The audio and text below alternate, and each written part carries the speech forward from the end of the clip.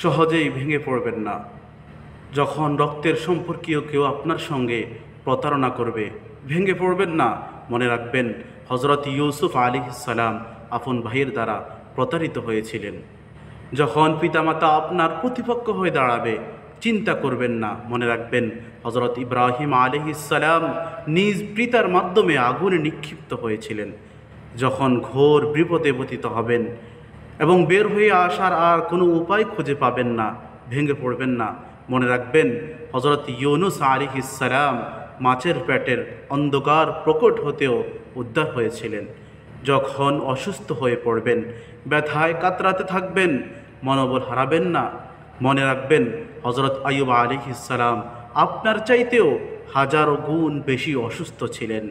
যখন পরিবার, আত্মীয় স্বজন, বন্ধু বান্ধব, সর্বোপরি সারা দুনিয়ার দৃষ্টিতে কৌতুকের পাত্রে পরিণত হবেন, হতাশ হবেন না। হতাশ হওয়া যাবে না। স্মরণ করবেন, প্রিয় নবী হজরত মুহাম্মদ সাল্লাল্লাহু আলাইহি ওয়াসাল্লাম তার আপনজনের হাসি তামাশার পাত্রে পরিণত হয়েছিলেন।